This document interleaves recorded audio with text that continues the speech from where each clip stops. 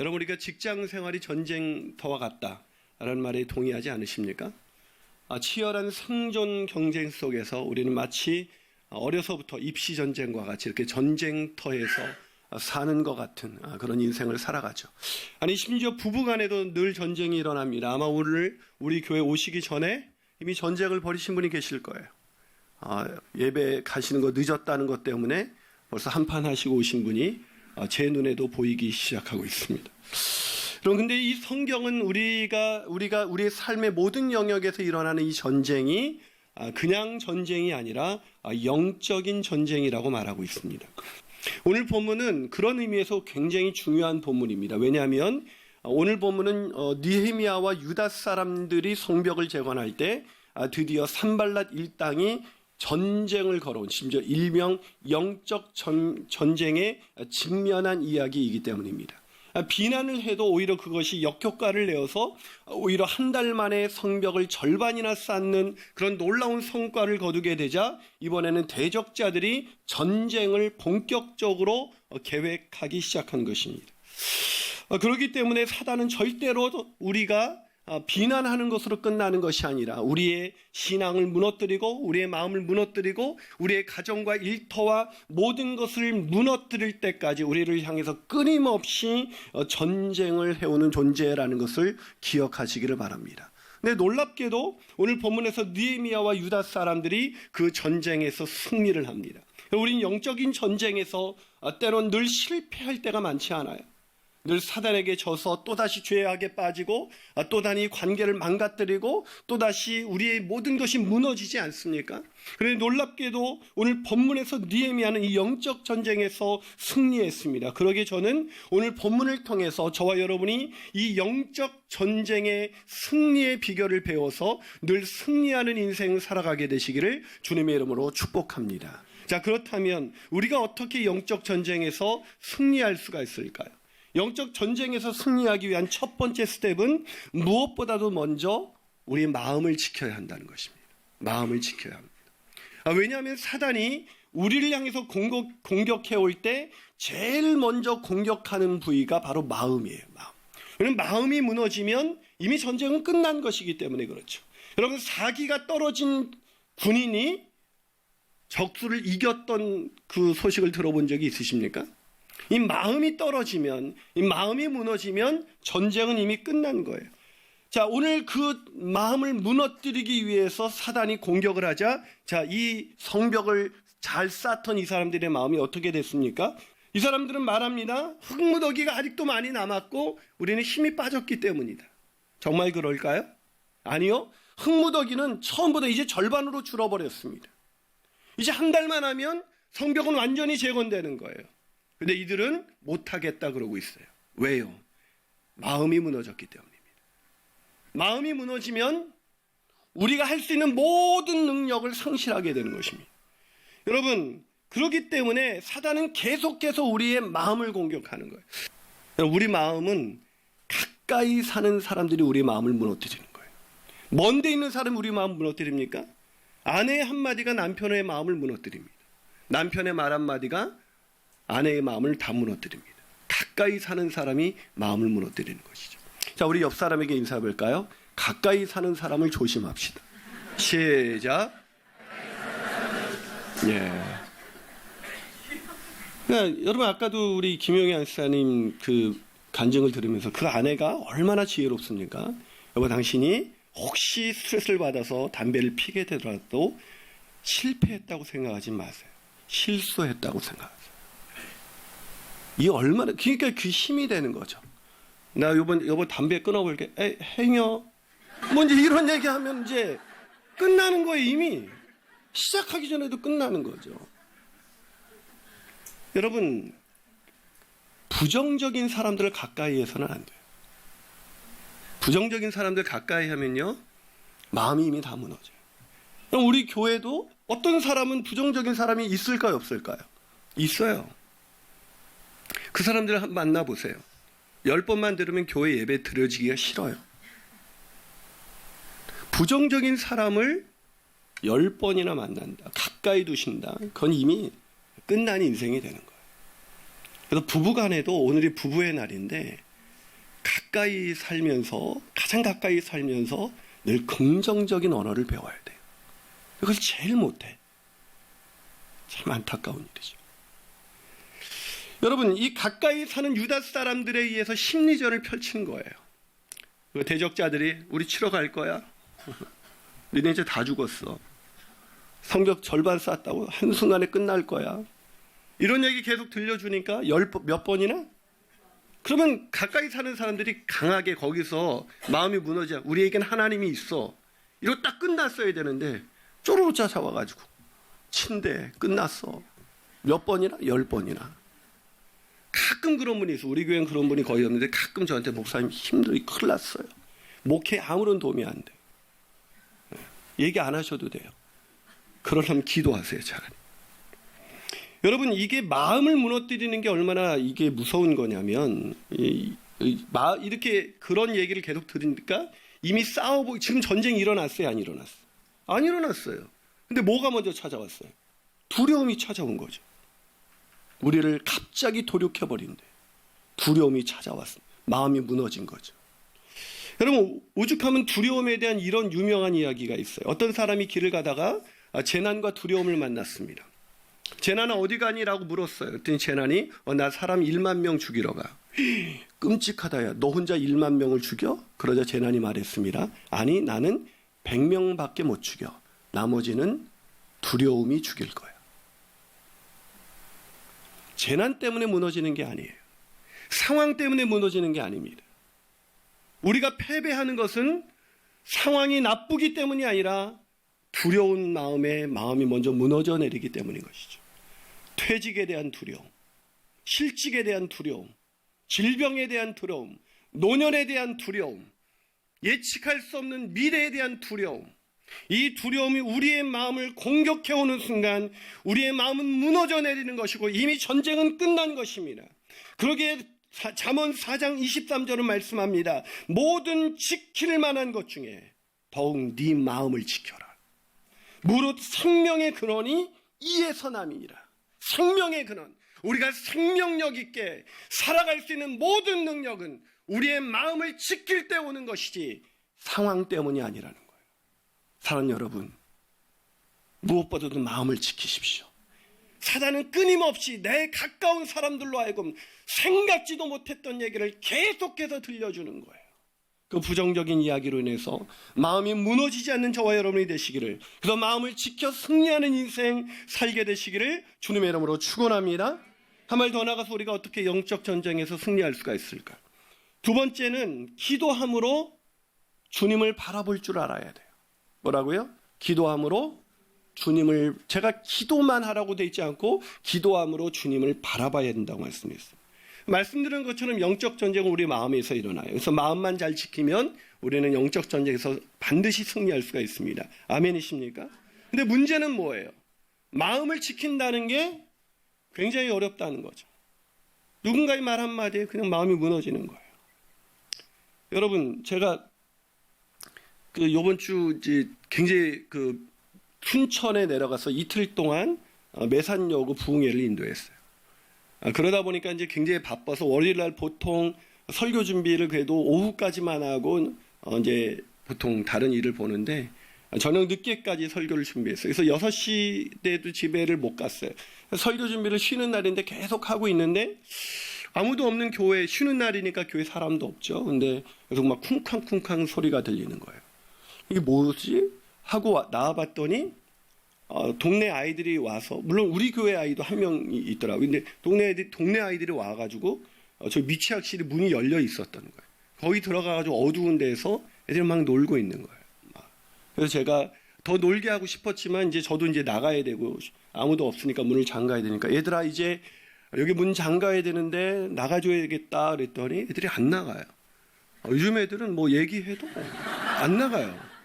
우리 보통 어른이 그러면 막 굉장히 무서워했는데 애들이 안 나와. 그래서 제가 문을 잠가야 돼. 이건 쉬는 날이야. 그래서 문을 잠가야 되거든. 나가줄래? 그랬더니 애들이 야, 우리 함께하는 교회로 가자.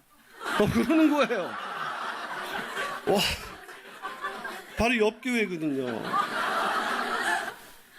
그래서 제가 얘들아 오늘은 교회마다 다 쉬는 날이라서 함께하는 교회 가도 문이 잠겨 있을 거야. 그랬더니 이 아이가 말했습니다. 함께하는 교회 목사님은 훨씬 착해요. 모르는 거야. 그 말을 딱 들으니까 내가 진짜 나쁜 인간이 돼버린 거예요. 애들 노는 데 방해하고 문 잠가버리는 아주 악한 인간이 된 거죠. 근데요, 그 애들이 한 말인데도 마음에 남아요. 난 나쁜 인간인가? 굉장히 설교 준비하다 마음이 혼란해지고 마음을 지킨다는 게 애들의 말인데도 그 말 한마디가 내 마음을 흔들어놔요. 마음을 어떻게 지킬 수가 있을까요? 이렇게 마음이 약한데. 그 마음을 지킬 수 있는 비결은 바로 기도밖에 없어요. 아멘이십니까? 그러면 잔 플라벨, 마음의 의사라고 불리는 잔 플라벨이 마음 지키기라는 책에서 이렇게 말합니다. 기도는 두려움을 배출하는 가장 좋은 방법이다. 기도하면 두려움을 내어쫓을 수 있고 우리의 마음을 지킬 수 있다는 것이죠. 그런데 꼭 그렇지는 않은 것 같아요. 기도한다고 다 마음을 지킬 수 있는 건 아니에요. 그러면 본문 10절을 한번 볼까요? 자, 그들이 9절에서 기도했습니다. 자, 오늘 본문 9절을 보면 뭐라고 되어 있어요? 우리가 하나님께 기도하여 그들로 말미암아 파수꾼을 도 주야로 방비하는데, 자, 기도를 했어요. 자, 그리고 어떤 일이 일어났는지 10절을 한번 읽어볼까요? 10절 읽습니다. 시작. 유다 사람들은 이르기를 흙무더기가 아직도 많거늘 짐을 나르는 자의 힘이 다 빠졌으니 우리가 성을 건축하지 못하리라. 자, 보세요. 기도하고 나서 야, 하자. 두려울 거 없어. 이런 게 아니라 기도하고 나서 야, 우리 못하겠다. 힘 다 빠졌어. 여기서 우리 하나 배울 점이 있는 거죠. 기도한다고 늘 힘을 얻는 것은 아니에요. 기도해도 낙심할 수가 있어요. 저도 이 본문을 보면서 저도 기도하다가 낙심했던 경험이 참 많지만 특히 개척할 때가 떠올랐습니다. 그때 이제 성도 31명의 그 사람들과 개척을 준비할 때 같이 기도했죠. 뭐 할 수 있는 게 기도밖에 없으니까. 개척 비용은 너무나 턱없이 모자랐고 성도는 작년 31명뿐이었습니다. 얼마나 제가 열심히 기도했겠어요. 하나님 도와주세요. 하나님 물질을 주세요. 사람 보내주세요. 계속 기도하는데 뭐 어디서 물질이 하늘에서 떨어지는 것도 아니고 그리고 사람이 모이는 것도 아니었어요. 상황이 바뀌지 않으니까 이제 그리고 개척의 타이밍은 점점 가까워지기 시작하니까 점점 마음이 조급해지면서 낙심이 되더라고요. 그래서 제가 너무 낙심이 돼서 기도해도 이건 개척은 안 되는구나. 사람들이 개척할 때 주변에 가까이 있는 분들이 개척 안 돼. 다 그 얘기해 줬어요. 그때도. 너 해봐라. 하나님이 도우신다. 뭐 이런 얘기하는 사람 아무도 없어. 개척 안 돼. 요즘 1000개 개척하면 6개 산대. 그러면서 김 목사 네가 아무리 잘라도 할 수 있을 것 같아? 뭐 이제 이런 얘기 하다가도 하나님만 믿고 막 하는데 아무리 기도해도 상황이 안 바뀌니까 너무 힘들잖아요. 기도해도 안 되는구나. 그렇게 낙심하고 있는데 밤새 뒤척이고 있는데 하나님이 저를 부르셨어요. 김 목사, 넌 기도하면서도 난 바라보지 않는구나. 그래서 제가 황당했어요. 제가 하나님 바라보고 있으니까 기도하잖아요. 하나님께 도움을 요청하고 있잖아요. 하나님, 주님이 이렇게 말씀하시죠. 김 목사, 넌 기도하면서 상황만 바꿔달라고 하지 날 쳐다보진 않아. 넌 상황만 바꿔달라고 기도하지 너는 그 상황 위에서 너를 도울 수 있는 나 여호와를 너는 보고 있지 않아.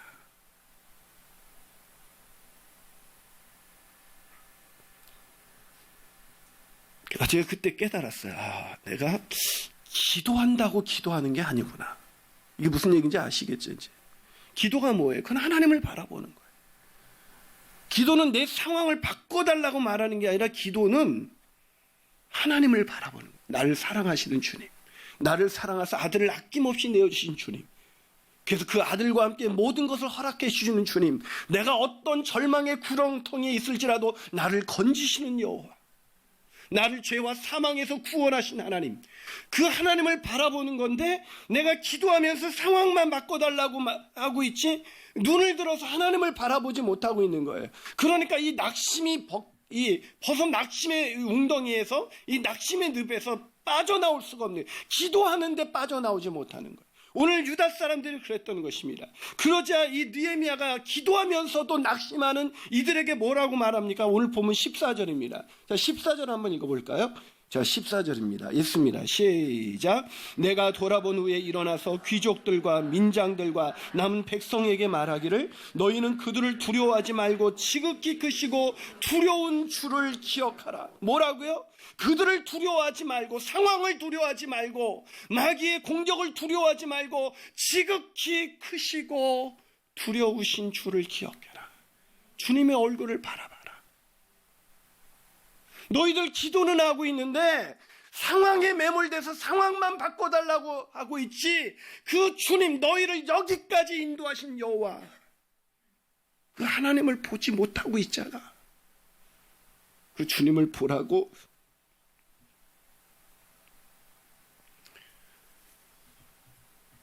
상황만을 바꿔달라고 기도하는 건 기도가 아니에요.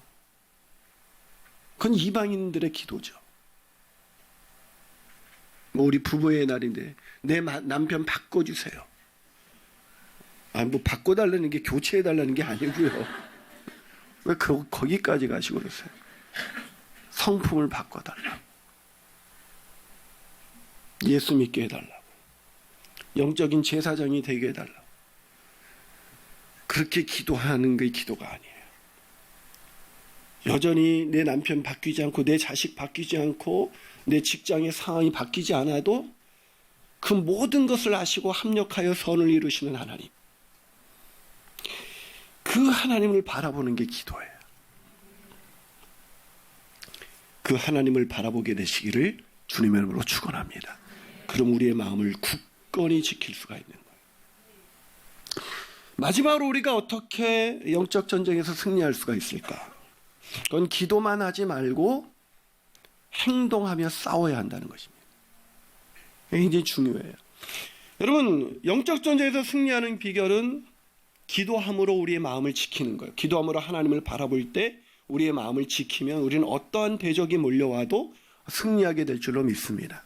근데 여기 한 가지가 더 필요해요. 그건 뭐냐면, 기도하고 하나님이 도우심을, 하나님이 전능하신 하나님을 바라보고 마음을 지킨 사람들은 뭘 해야 되냐면 반드시 나가서 싸워야 돼요.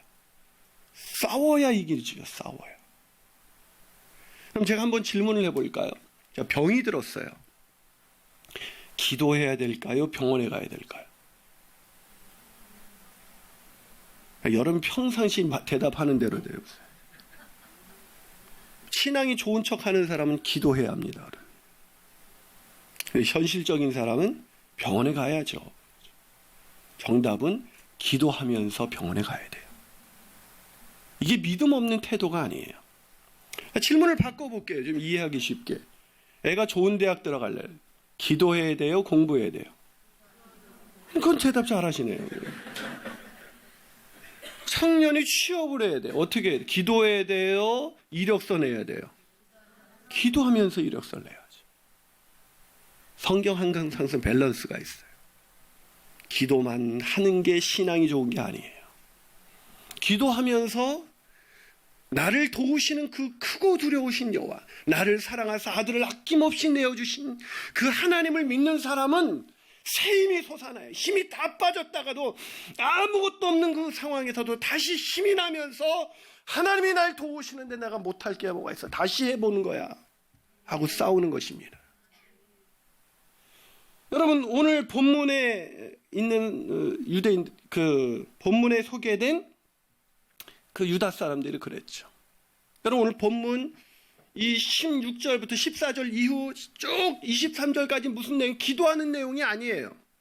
기도하고 나서 크고 두려우신 여호와를 14절에서 기억하라는 그 느헤미야의 메시지를 통해서 그들이 기도하면서도 주님을 바라보지 못했던 그 안타까운 고개를 들어서 그 전능하신 여호와, 나를 도우시는 여호와, 나를 여기까지 인도하신 여호와, 나를 사랑하셔서 아들을 아낌없이 내어주신 그 여호와, 그분을 바라보는 순간 이들은 힘이 나서 그때로부터, 오늘 16절 보시면 그때로부터 그들은 일하기 시작했습니다. 자, 오늘 본문 16절부터 18절까지만 읽어볼까요? 자, 있습니다. 시작.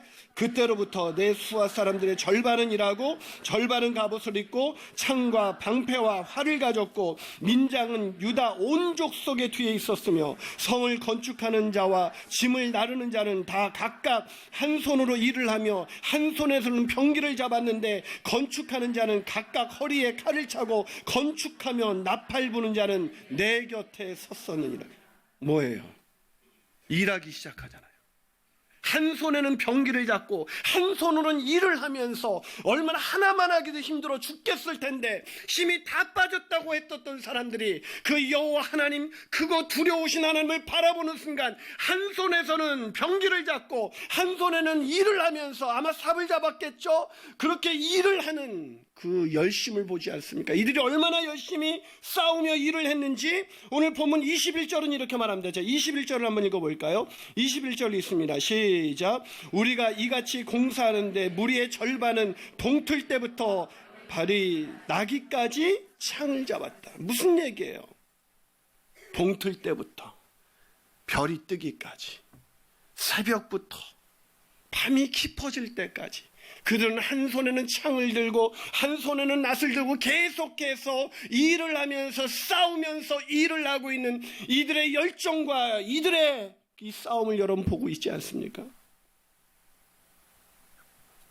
여러분, 그런데도 많은 사람들이 그냥 기도만 해요. 그건 진짜 하나님을 만나지 못하는 거예요. 오죽하면 기독교 칼럼니스트 김진혁 씨가 죽기 전에 크리스찬이 꼭 해야 할 66가지라는 책에서 이런 예화를 들려주더라고요. 짐을 싣고 가던 수레가 진흙탕에 빠져버렸습니다. 그 수레의 주인인 장로님께서 늘 기도로 무장됐던 분이기 때문에 이분이 열심히 기도하기 시작해서, 하나님, 이 수레를 움직이게 도와주시옵소서. 한나절이 지나도록 이분은 꼼짝하지 않고 기도에 헌신합니다. 이 수레가 옮겨지게 하여 주시옵소서. 그러자 마침내 응답이 왔어요. 천사가 나타난 거예요. 천사가 나타나더니 이 장로님의 머리를 한 대 딱 치더니, 김장로 제발 밀면서 기도해.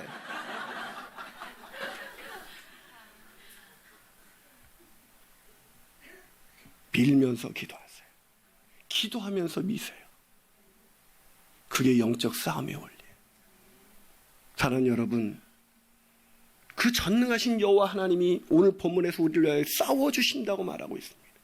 그분은 우리의 대장 되어주셔서 우리의 인생의 모든 두려움을 파하실 것입니다. 우리의 모든 열등감을 파하실 것입니다. 우리의 모든 죄책감을 파하실 것입니다. 우리의 모든 실패감을 파하실 것입니다. 그분은 우리가 두려워하는 모든 것들을 파하시고 우리와 싸우시는 크고 두려우신 여호와 하나님이십니다. 그러기에 우리도 싸워야 합니다. 대장 되신 주님과 함께 싸울 때에 승리가 우리에게 돌아올 줄로 믿습니다. 영적인 어둠 가운데 있었던 한 아이가 있었습니다. 이 아이는 사생아로 태어났습니다. 외할머니 손에서 불우한 어린 시절을 보냈습니다. 9살 때 사촌 오빠에게 강간을 당했어요. 그럼 저도 딸이 있지만 두 딸을 키우는 아빠지만 9살 때 강간을 당했다. 그 어린아이가, 이 아이는 계속해서 강간을 당합니다. 엄마의 남자친구, 또 주변에 있는 친척들에게 계속 강간을 당해요. 그리고 마침내 14살 때 자기처럼 사생아를 낳습니다. 그러고 낳은 아기가 몇 주가 되지 않아서 하늘나라로 갔어요. 칠흑 같은 어둠, 인생 끝난 것이죠. 근데 그런 아이가 타임지 선정 20세기 가장 위대한 인물이 되었습니다. 아니, 포브스 선정 세계에서 가장 영향력이 있는 인물로 뽑혔습니다. 누군지 눈치채셨겠죠? 오프라 윈프리입니다. 이 오프라 윈프리가 어떻게 어둠의 세력의 그 공격을 이기고 승리한 인생을 살 수 있었을까요? 오프라 윈프리는 말합니다. 수많은 사람들이 내가 미혼모라고, 사생아라고, 도덕적으로 문란하고 마약까지 했던 타락한 인생이라고 그렇게 공격할 때마다 저는 매일 하나님 앞에 무릎 꿇어 기도했습니다. 매일 기도했습니다. 오프라 윈프리는 매일 기도하면서 전능하신 여호와, 타락한 인생, 망가진 인생, 더 이상 헤어나올 수 없는 그 인생을 구원하시는, 도우시는 여호와 하나님을 바라보는 것입니다. 그 하나님을 바라보고 오프라 윈프리는 나와서 자기를 비난하고 자신을 공격하는 사람들에게 이렇게 말했습니다. 그래, 그게 바로 나다. 그러나 나의 하나님은 위대하시다. 사랑하는 여러분, 크고 두려우신 하나님, 그 하나님을 신뢰함으로 오늘 무너져가는 내 마음, 누군가의 말 한마디 때문에 무너진 내 마음, 바뀌지 않는 상황 때문에 무너진 내 마음, 예측할 수 없는 두려움 때문에 무너진 내 마음, 아니면 반복되는 죄악 때문에 무너진 내 마음, 그 모든 무너진 내 마음을 다시 일으키시고 재건하시는 그 크고 두려우신 하나님, 자비로우신 하나님, 아들을 아낌없이 내어주신 그 하나님과 싸워 승리하는 인생 살아가시기를 주님의 이름으로 축원합니다.